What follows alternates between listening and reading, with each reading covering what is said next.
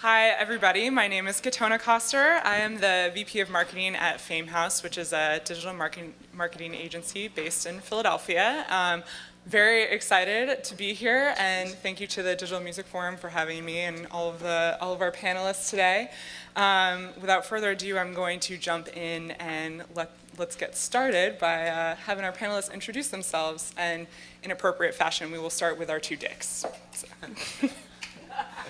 Two Nicks and two Dicks. Can you believe this? Oh man, I'm going to change my name. So Dick Huey, I have a company called Toolshed. It's a digital media consultancy that also, we're bi-coastal at this point. We've hugely expanded to 3 people. And we do social media marketing, we do digital marketing. I do a wide variety of consulting for primarily Sound Exchange and Red Bull. And also have just started a new company called Syndicated Planet with a manager here in New York, which is an idea incubator. We're convinced that we have some great ideas and we're incubating them. Dick?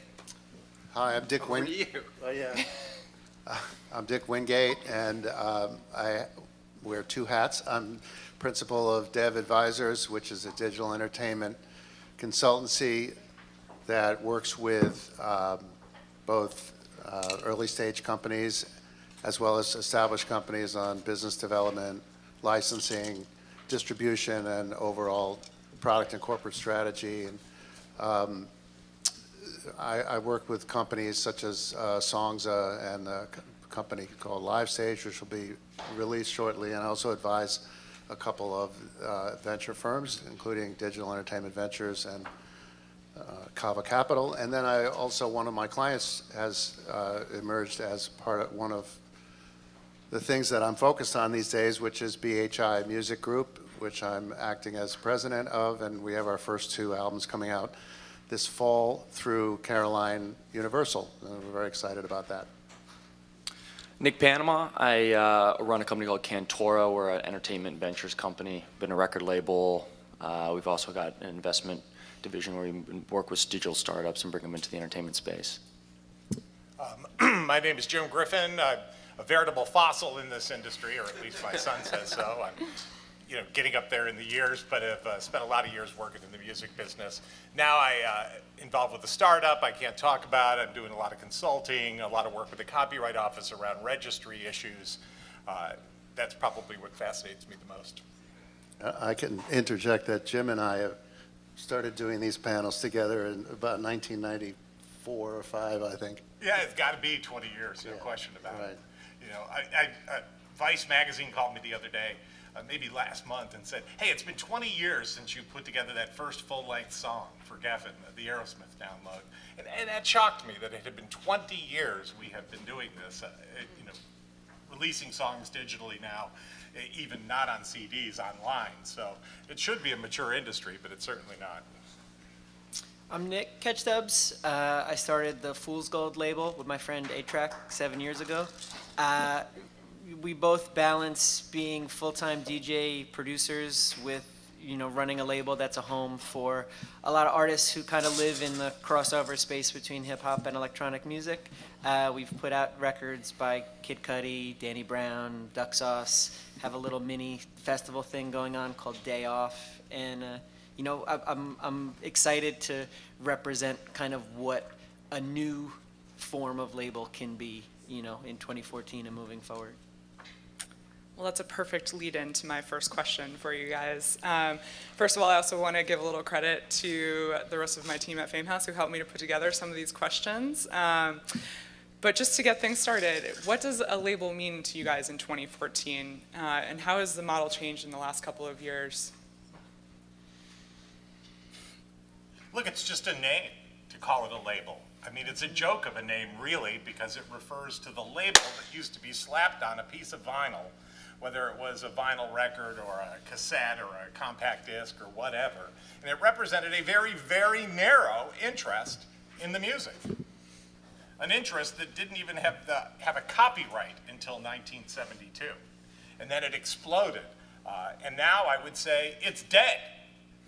And with all due respect, in the sense that what we now call a label is not what used to be a label.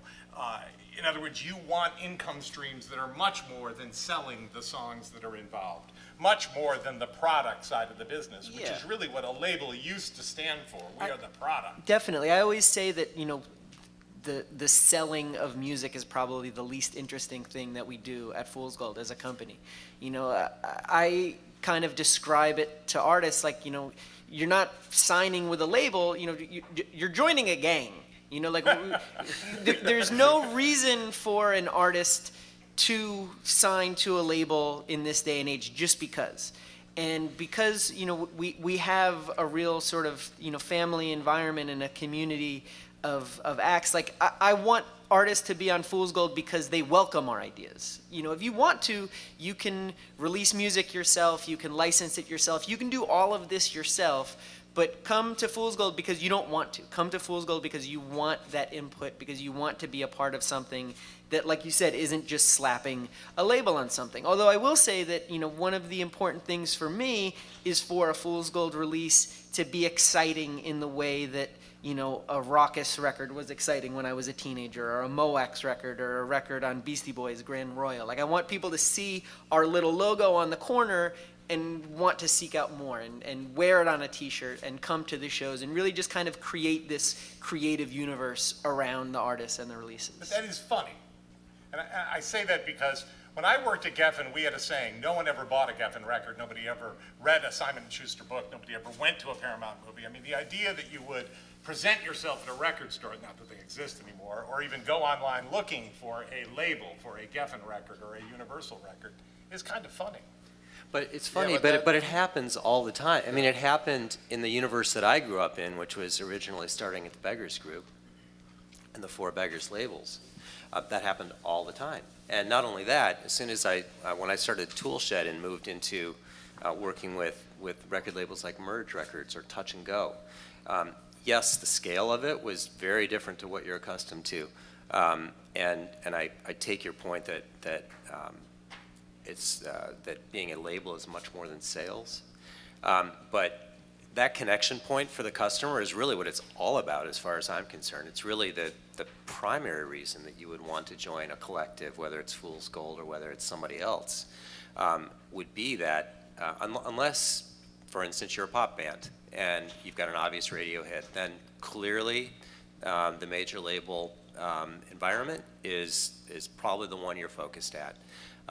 But even the major labels are developing boutique labels where their main brand, or where the brand, whether it be Legacy or whether it be, sorry Sid, I saw you sitting out there, so I had to say something about Legacy or Harvest, or brands that are turning into something that the consumer can connect to, that means something to them. That's where I think it's. I would also, do take a little bit of issue with what you're saying, Jim, because you're right. On the major labels, no one buys a Columbia record, no one buys, a Universal release. That's for sure. But there are dozens of examples of, and there's one sitting in the room, Tom Silverman, who built a company that had where that label meant something, and people wanted to hear what was coming because of their ability to curate.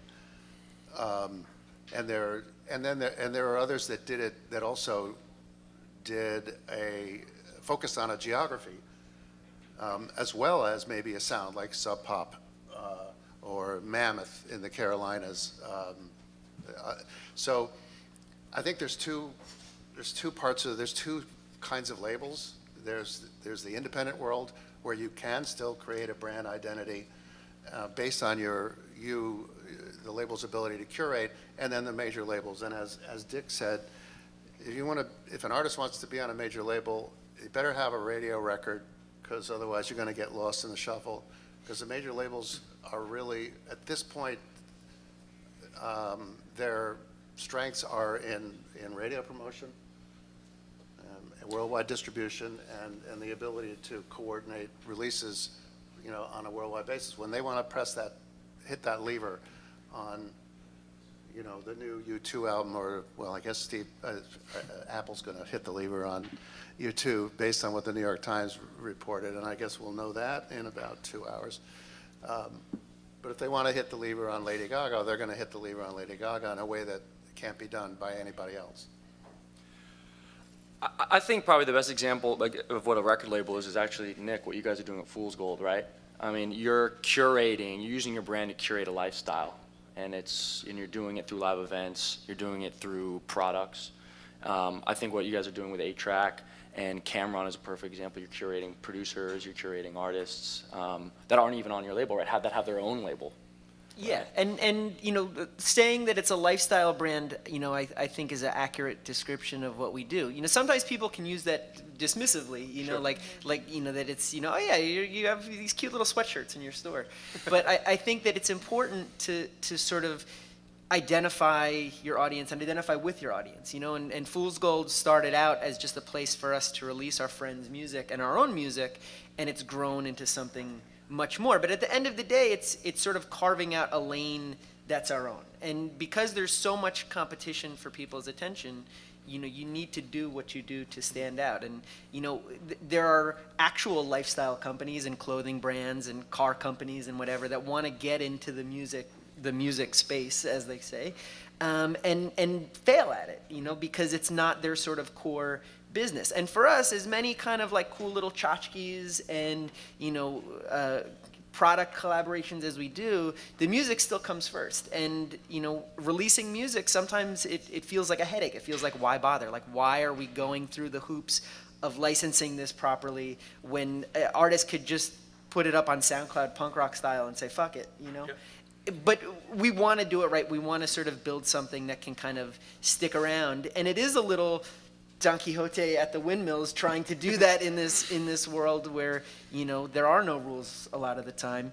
But for us, there's a satisfaction that comes from knowing that these records, we hope, will kind of stick around and people can remember the Fool's Gold moment and what it did and what it turned into.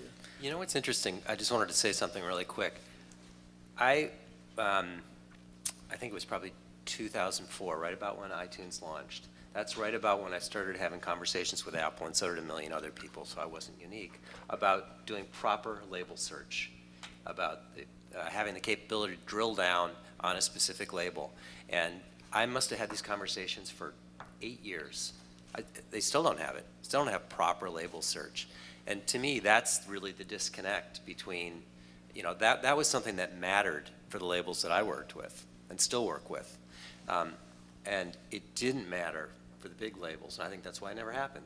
But it was frustrating that it didn't, because that was part of the competitive advantage that I felt like the independent labels enjoyed, or should have enjoyed. Well, I mean, I think in general there's a lot of cultural disconnect, you know what I mean? It's the same way that when you look at a video on Vivo, there's no director credit. Like literally, there's a space to put text, and no one puts the name of the director who made the whole thing happen. You know, like there's a fan who devours liner notes and wants to know every little thing about a piece of music, and then there's sort of, you know, just a casual consumer. And I think that everything that we do kind of feeds into the person that wants to search by label, that feeds into the person that wants to know who made this and how it happened. And we do a lot of things, whether it's, you know, filming interviews for the label site, or, you know, doing crazy stuff with packaging, very kind of time consuming and ultimately sort of ridiculous things, but it gives that little extra layer, and I want everything that we do to feel like it has that extra layer.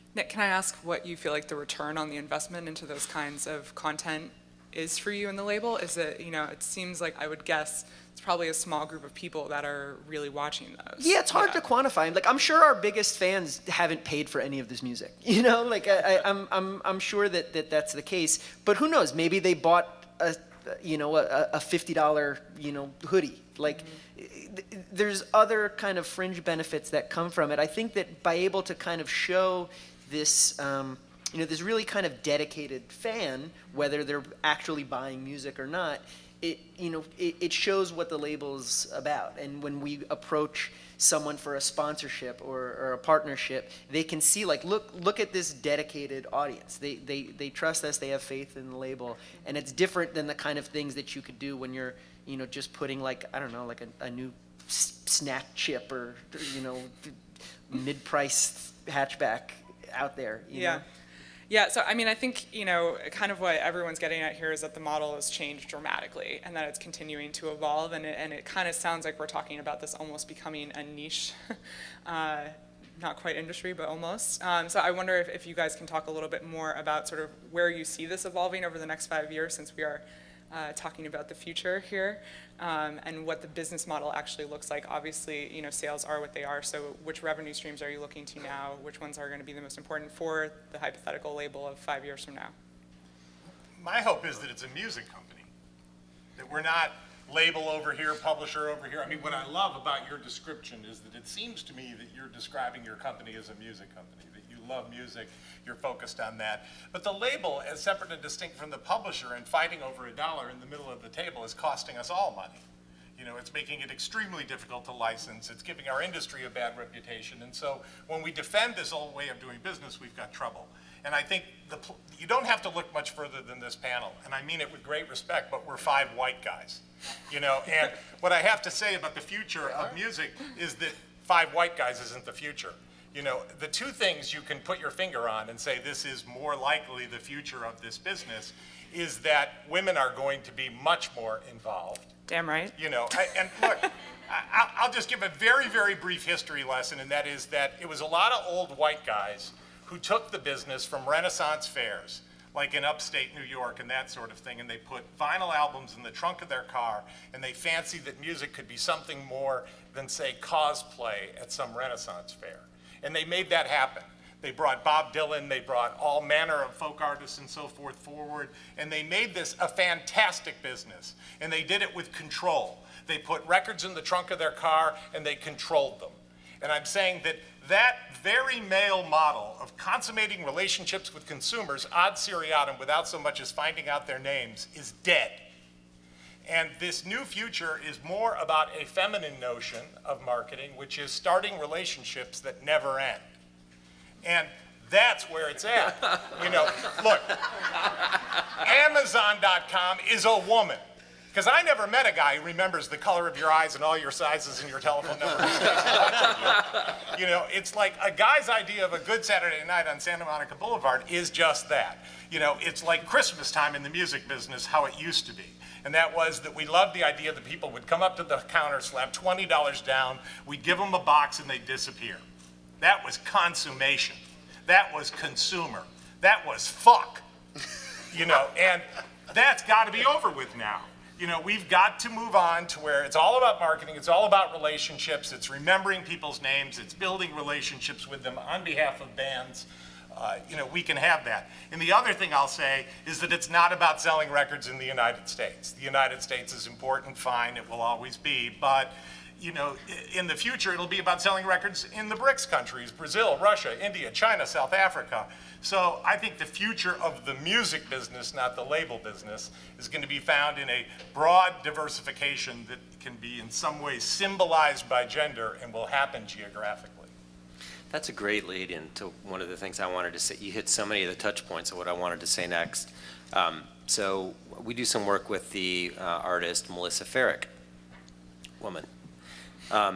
She is starting a new label, and her idea with this new label is to take, or to attempt to find 1,000 people who will effectively be her sounding board, her employees.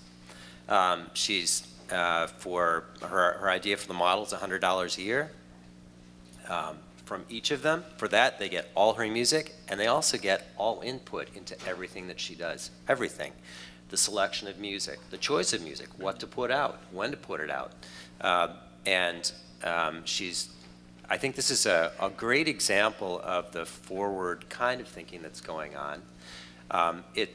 The obvious challenge, and Nick, you know this as well as anybody does, and other Nick as well, is that any one artist is challenged by the size of their fan base and by getting outside of that.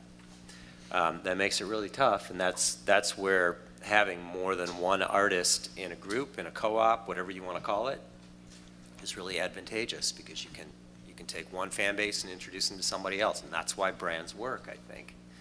But I'm going to be very interested to see this experiment from Melissa's, whether it actually generates the kind of pickup that she thinks it's going to. It's going to give people very direct access to this artist. You know, it's a little bit like Pledge Music, except that she's allowing them to have more input than you get in a Pledge or Kickstarter Substantially program. more. Yeah, She's thinking yeah. she's essentially thinking of them as her employees. Because, Pledge Music is, to Jim's point, is sort of right now, kind of the standard for one-to-one marketing, in the sense that you pledge to that artist and you're constantly updated with what's happening in the studio and what's happening with the artist. And that's been very effective for a number of artists who have left the major label system, some of whom I've recorded myself. It's Garland Jeffries, for instance, who I made 3 albums with, is put out an album through Pledge, and it's just done his most successful worldwide tour ever, and nobody's taken any money out of his pocket. But that's not for everybody, and I think that the role of at least for the small developing artists, the role of the independent label is very much still in many cases, and this is what we're kind of doing at BHI, very hands-on with everything, right down to the song crafting and the staging and the performance and the look, and this is the kind of stuff that major labels really aren't doing anymore. They don't have the time or the personnel to, they want something that's ready-made. They want something that's been already got however many likes or fans on Twitter, and that they can just start the engine on. But to get it to that point requires hard work. And a lot of independent labels are the labels that are doing that hard work. And I think there's still a really important role, and it's very holistic, like you're saying. It's the song, it's the publishing, it's the recording, it's the touring, it's everything. It's a music company. And it's relationship building. Right. Yeah, and overseeing obviously the band's relationships with its fans. Product business just don't seem to me to have that same focus on relationship building that's necessary to make it into the future of this business. I can remember so many meetings at the record company, and I mean at a very successful, great record company, where, the meetings were typically about us controlling supply to match demand. How many records do we ship and how many do we think are going to be left over, et cetera. Very product, very control oriented. And it was like a bunch of guys looking for chicks on a Saturday night. Like I said, we'd go, well, where do you think we should go? Oh, go to the bowling alley. That's where the women are. We were the same way. Oh, we're going to promote Guns N' Roses here because that's where they were last time. We didn't have a relationship with the customer base that let us know where they were. We were more stabbing in the dark at it. And I think this sort of relationship that you guys are describing, that is the future.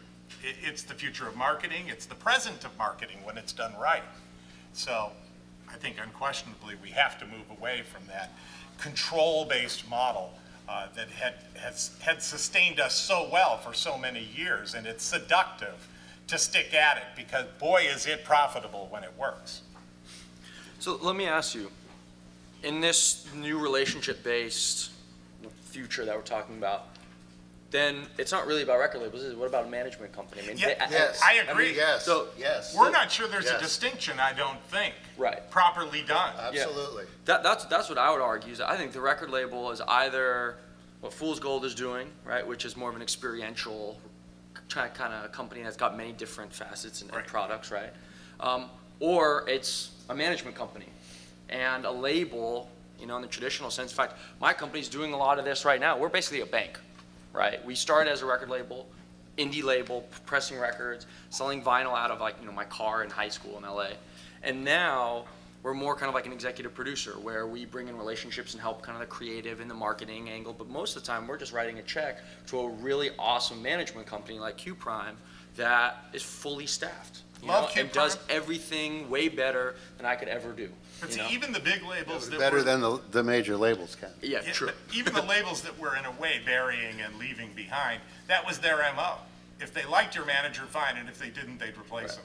You know, Yeah. otherwise they weren't signing you. That was basically how it went. Yeah, I mean, I think this is really fascinating. Before I jump into the next question, I'm thinking, I tend to go back to this example all the time. One of our biggest clients is Pretty Lights, who I work very closely with. He's an example of someone that has completely dismissed the label model, both on the major side and independent, just built his own just by giving all of his music away for free and building a cult following through digital distribution, and now headlines Bonnaroo and sells out shows across the United States. So I think, he's one of many examples that have taken that route over the last 5 years, and I think we'll only see more and more of those pushing ahead. But I wonder, really what is the incentive to sign with a label over just hiring a really fantastic management team, hiring a marketing team to do all of that heavy lifting for you, and not have to sign all of your rights away? At the same time, I have to say that I hope a new industry comes together out of this, a music industry that is cohesive, as has been the sound recording industry over the past 10 or 20 years. And the reason I say that is that our competition is other ways to spend your time and other ways to spend your money. That there's only so many dollars in the wallet and only so many minutes on the clock, and we compete with other things that you could spend that money on or that you could spend that time doing. And in order to effectively compete, we have to work together as an industry. There are so many things that are critical in that competition that have to do with legislation, that have to do with markets, that have to do with how we build an environment in which we can make money. I see Tommy Silverman over here, and he's on the board of Sound Exchange, and I have to say, without Sound Exchange, this would be a much worse situation that we're in right now. While products have declined, Sound Exchange has gone in 10 years from 0 to now approaching $1 billion a year, and that's just on basically webcasting and satellite, nothing from radio.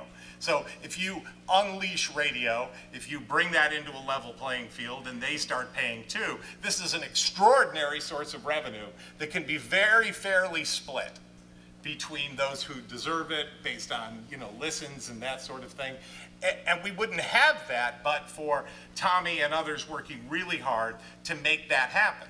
So it would be a shame if, as the record label, as we buried that, if we thought less of sound recordings, and if in the competition with publishing, we failed to come together as an industry, then we will be the losers because other industries will and are eating our lunch.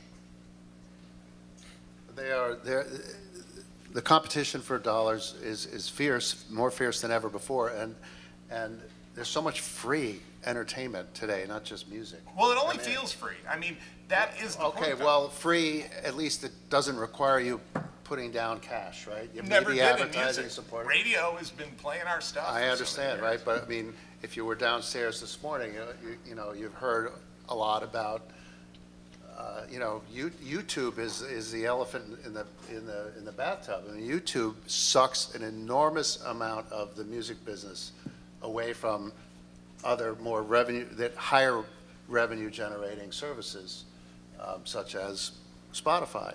And we have to hope that YouTube, when they launch their subscription music service, is successful, because that's where a lot of the music is being consumed. And the competition for dollars and everything, it's like I have 2 kids that are, one is 18 and one is 23, and they would pay for Netflix before they would pay for a music subscription service. I'm sad to say, it's just true. And they grew up, being in the music industry culture, but it's more of a priority for them to pay for film.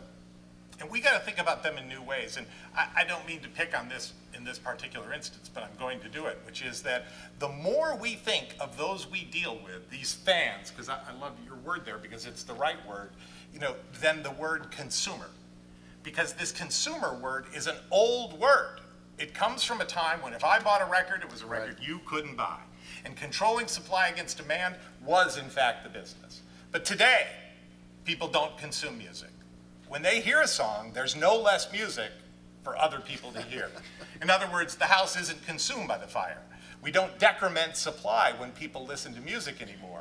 And so this is a classic sign of Tarzan economics, what I call Tarzan economics, of us clinging to an old vine that keeps us off the jungle floor and being reluctant to reach forward for the next vine and to propel ourselves forward. And that next vine doesn't know what the word consumer means because there just isn't any consumption. I mean, the consumption that's going on is of your time or the money in your wallet, but it's not of music. It's experience, it's not consumption, is what you're saying. Right, well, what you have in short supply is time or money, but it's not music that's in short supply anymore. It's not music whose supply we control. We don't put X number of tracks or albums into the marketplace and then balance that and worry about returns and that sort of thing, and thank God we don't. But that is an entirely different business when you let go of the consumer and the sales, and you accept that we are moving forward into a service relationship business where our value is the quantity and the quality of the crowd that the music draws. That is the new music business. Music draws a crowd, it always has. We had a time period during which products were extraordinarily profitable, and we were attracted to that, but that has passed. And now we are moving to a point where we have to sell audience that is drawn by music. We sell crowd today. You know what this makes me think about? It makes me think about the behavior of my wife, who I think of as a great bellwether for what really happens out in the world of fans. I won't even say consumers. She's much more of an average music consumer than a rabid music consumer like I am. And every night she listens to Pandora. And she hasn't bought a record in I don't know how many years. It's probably been a good 10 years. So every night she's generating a little slice of income for the music business. For admittedly, it's a somewhat narrow slice of the music business because she doesn't have a wide music taste. But I think the point you're trying to get at is that we need to, as organizations like Sound Exchange, properly monetize those kinds of relationships, and as more and more people who have really stepped out of the music world step back into it again, maybe around dinner time, cooking dinner, whatever it is, because those services offer them a little bit more customization than them. She could also listen to the radio if she wanted to, but she doesn't. She listens to Pandora because she can customize it a little bit, just enough so it's the kind of music she wants to listen to. That's where we have to focus. Well, that and on per capita spending. I mean, if you look carefully at it, in, say, the year 2000 in the United States, the average person spent around $2 a month on music. We thought it, I mean, we claimed it was like $4 because that was the value of the full retail value of every record we shipped. And that was the only way we did statistics back then. But not every record sold that was shipped, and they certainly didn't sell at full retail price. So the real price was around $2 per person per month in the United States. And around the world, it was a lower amount. Japan was number 2. But in general, this is what we were talking about. And so our goal needs to be to grow that amount from $2 a month to $10 a month to $20 a month if we can, to think about that as an index. How much do we get per month per person? And then how do we fairly split that money amongst people? And that is an extremely difficult task, that latter task today, and I'll tell you why. Because in the time that we were making around $2 to $4 a month, we were shipping maybe 1,000 albums a week, if I recall correctly. It was around 52,000. And today, SoundCloud ingests that much music in the first 4 days of the year. And YouTube ingests that much during the first 4 hours of the first day of the year, literally. That's what we're talking about. And so splitting that money amongst a lot more hands, the means of production are now for everyone. And so there's a lot more music out there than there ever was. And we need a way to split that money fairly, which is why I'm so obsessed with registries. You know, getting yourself properly registered and paid is increasingly a function that is only for the major labels. It's not that small and medium-sized operators can't do it. It's just that it's very, very difficult for them. One of the ways that the labels are now trying to, as Jim has made reference to, and maybe everyone in the room is not aware, that record labels do not get paid when music is played on terrestrial radio, which goes back to, I don't know, the 1920s or 1930s when radio started, and it was considered promotional. And record companies were like, fine, play my record. You don't have to pay me to play the record. I'm just happy that I'm. In fact, that I'll you're do gonna the play it. opposite. I might pay you. Yeah, in fact, right, exactly, right. And they still kind of do that. But with some of the labels are now doing direct deals with the major broadcasters, Clear Channel in particular. They're more holistic type programs where they do get paid for plays on terrestrial radio and Clear Channel stations. I know Warner's, was the first major label to announce a deal. In return, they make their artists available for Clear Channel and iHeartRadio promotions. It's kind of a more holistic campaign. But ultimately, that's going to help raise revenue, because that's a huge gap in the revenue for artists and labels, is that they don't get paid for terrestrial radio for the most part. But it seems like it's starting to move in that direction, even if it's not legislated, because the NAB has way too big of a pack in Washington. At least it has been in the past. Do you agree? Well, I mean, they're certainly declining in importance, but as long as Congress people are elected in a 2-year cycle, Right. radio and local media will be incredibly important and will control the Congress, because you never stop running. I mean, if you look at other countries that have a parliamentary system, they're not really sure when the next election is. Right. So you're not constantly running. But in the United States, you're always running for office, so you're always sucking up to the radio station, and so you're always going to do what they want. And so here we face a situation today where the majority of the United States Congress has already signed a petition saying, don't even bring me a bill that asks AM/FM radio to pay, because I won't vote for it. Exactly. And so, yes, the challenge is to get them to walk that back. It's a disgusting thing that they do.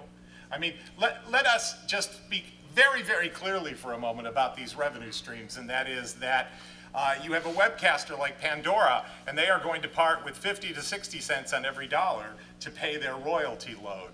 And then you have a satellite like Sirius XM, and they are going to pay through the government around 15%, maybe less, of their royalties in a More royalty like load. 7 or 8%, I thought. Yeah, but if you add, the publishing and the sound recording together, it with performance. It hovers right, around there, but right, it's right. useful for illustrative purposes that Pandora is parting with 50 or 60 cents on every dollar, and satellite's parting with maybe 10 cents on every dollar, and here's AM/FM, which is parting with maybe 3 cents on every dollar and only paying the songwriters. And so you look at this and you say, what kind of a level playing field is that? I mean, here the government is choosing winners or losers in the media. And that is very, very difficult. It is roughly a $20 to $30 billion business that skates on paying for sound recordings. What's YouTube paying? I don't know the specific deals that they've worked out. Pardon me? I'm not sure what the load is. And I think it's an excellent point to raise, Tommy. I'm simply speaking to the ones that are, regulated by the government and that we look at, because the good news is that there are radio stations that are on satellite, and they webcast, and they do the same thing on AM/FM. And so when that same signal that they send out over the AM/FM transmitter is on satellite, it's paying, and when they webcast, it's paying. So don't tell me they can't do it, because they want you to listen to their webcast, and it's still profitable when they do. They're just getting away with really a kind of theft. We have about half a minute left, I think, but I'll pose one final question for whoever wants to grab a last word, and that is, do you think there's a place for the majors to evolve into the type of futuristic music company that we've been discussing? Sure, the market forces are forcing them to adjust today. Yes, absolutely. But do you think they can kind of carry the same weight of a brand that we've been talking about as Fool's Gold being an example of? Well, Tommy's an example of fool's gold. I mean, and I don't mean that he's a fool. I mean that he found gold. He found gold by working just like Nick here. And that's what heartens me, is that great people like Tommy or Nick, happen to always be drawn like the moth to the flame to this industry. And it's fantastic for those who are in it. I would argue that the majors could certainly do that if they chose to do it. but I think to your point, Jim, the focus has to evolve to being a focus on fans versus consumers. I think that's a great point. And for the majors to effectively move into, the brand space, the place where people recognize a brand that one of the major labels has, means not just tracking who's who, but creating a personality and speaking to those people in a language that they respond to, giving them, offering them something surrounding a group of artists surrounding a particular brand that means something to people, and where it doesn't feel like a corporation. It feels like an entity that you actually want to have a relationship with. I think a lot of people feel very strongly about, the people who feel very strongly about brands in general in the music business, I don't really think they care whether it's a major label brand or whether it's an independent brand. I just think the independents have been more effective at allowing their personality to come through. And the personality, I think, is what attracts people. Personality of the brand, personality of the artists who are involved, and turning that into a thing, I think, is where the future for that is. And anybody could do it. It's determination. All right, well, I think we are completely out of time now. We went a little bit over. Can we take a question from Tommy's? Fine with me.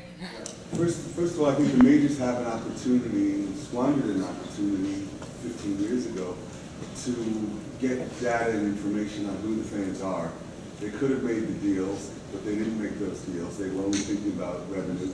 They weren't thinking about information. If they'd been collecting information, they could control the relationship between the artist and the fan right now, but they're not in that position because they don't have that information from iTunes, they don't have that information from Spotify or anyone else. So they still don't know who their customers are directly. And if it had been important to them and they thought about it, they could have controlled that. Are you saying that Apple would have given that?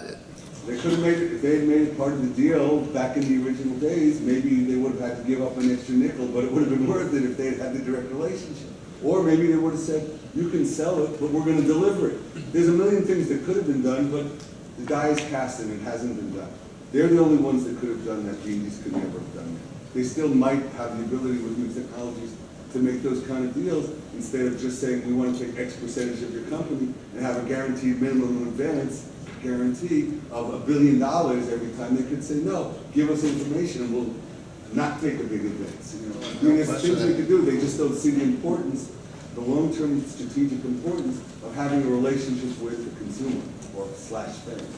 The other thing I wanted to say, Jim, your data that you're talking about, which is the average revenue per user of a country, is really important information. The ARPU of a countrywide, which IFPI last year published in a way that was almost impossible to read, but I extracted it and created a spreadsheet from it, which is the size of the business, the wholesale business, which is how IFPI does it, on a country-by-country basis. Of course, they don't do any country in Africa, but in the rest of the world, including China and India, they do it. And for example, the U.S. is like number 11 at $14.10 per unit per person. That's taking the entire value of America, which is $4.4 billion, divided by 316 billion people, million people. And number one is Japan at 23.7. UK is number 3 at 20.6. So we're way down in per capita music revenues. But Italy is only at 3.9. Spain is at 3.2. China and India are at 10 cents. So there's plenty of room for revenues to come into the industry if we start looking at it in new ways like this. Slicing and dicing information and thinking about ARPU instead of thinking about record sales changes the way we look at how revenue flows into the business. We're not going to get it to be a $100 billion business looking at record sales. It can't happen anymore. And this whole idea about track equivalent albums and album equivalency standards, Billboard is getting ready to launch a new top 200 or top 100, and it's going to be based on mixing apples and oranges, downloads, physical sales, and streams, and they're trying to come up with a stream equivalent album. What an idiotic concept. It makes us forget that people aren't buying albums anymore, and we're still trying to convert things. Why don't we talk about 78 equivalent, records? How many 78s would this have been? I mean, these are the stupidest things. We have to let go of that vine so we can grab the next vine, to use your great analogy about Tarzan economics. And we're still holding on to the vine of albums. And yes, albums are important, but that's not how consumers find out about new music. They find out about it from a song, especially in the streaming world. And no one's having that discussion. Labels are still built around albums. And, artists have to start with singles before they can have albums.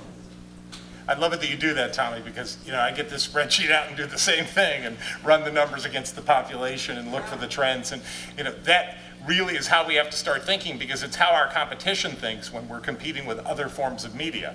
They think about cable passes, and they think about the number of people with dishes, et cetera, and how much money they're getting per household. We've got to start thinking that way instead of thinking about this product and our control of it, which is gone, long gone 10 years ago. All right, I think that wraps it up for us. Thanks to the panelists again, and to Digital Music Club for having us.